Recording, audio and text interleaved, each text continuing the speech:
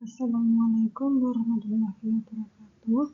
Perkenalkan, saya Veda Aisyah Kusumaningrum dengan nomor induk mahasiswa 2692308 akan menyampaikan sedikit materi mata pelajaran bahasa Indonesia yang berjudul Bangga Menjadi Anak Indonesia.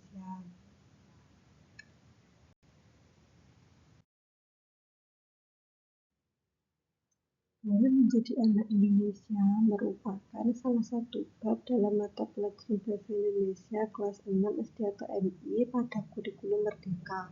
Bangga menjadi anak Indonesia berarti menyadari jati diri sebagai bagian dari bangsa yang memiliki kekayaan budaya, bahasa, dan keberagaman suku serta agama.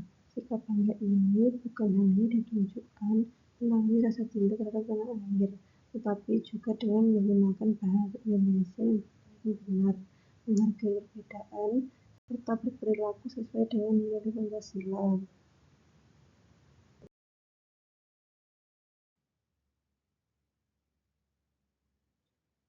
Materi yang pertama adalah unsur intrinsik cerita.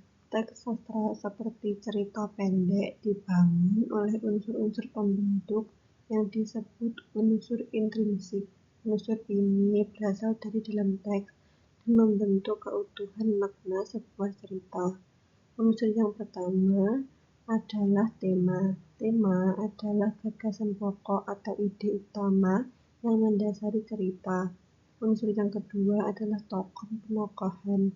Tokoh adalah pelaku dalam cerita, sedangkan penokohan menggambarkan sifat dan watak tokoh tersebut.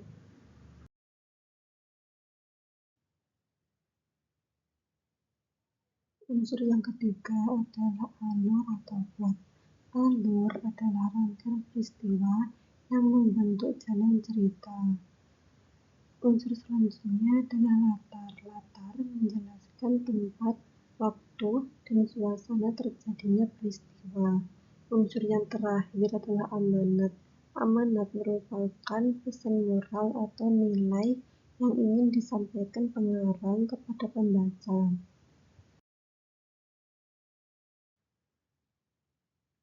Materi yang kedua adalah surat dalam kehidupan sehari-hari.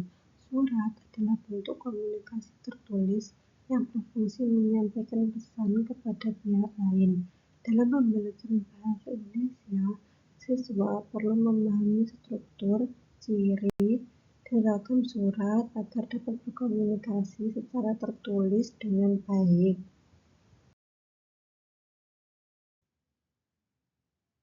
Jenis-jenis surat ada 3.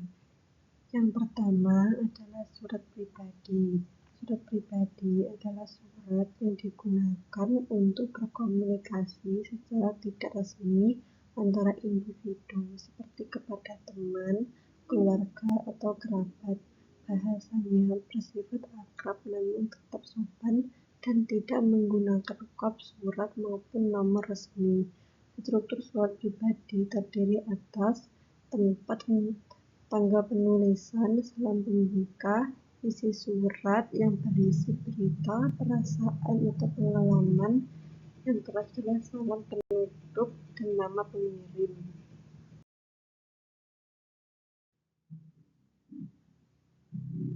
Jenis surat yang kedua adalah surat resmi.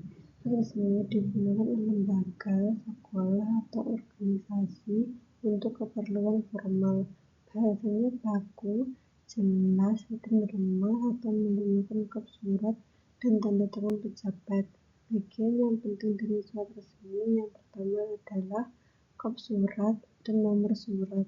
Yang kedua adalah alamat tujuan. Yang ketiga adalah isi surat yang berisi pembuka, inti, dan penutup. Yang terakhir adalah salam penutup, tanda tangan, dan stempel lembaga.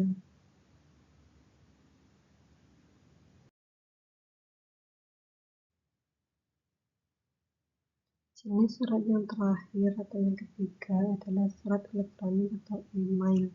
Surat elektronik atau email adalah bentuk surat yang dikirim melalui internet Email ditulis secara singkat, sopan, dan jelas, menggunakan alamat email pengiriman dan penerimanya.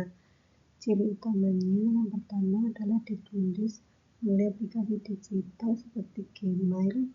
Yang kedua ada alamat penerima dan subjek surat. Yang ketiga bisa disertai lampiran dokumen.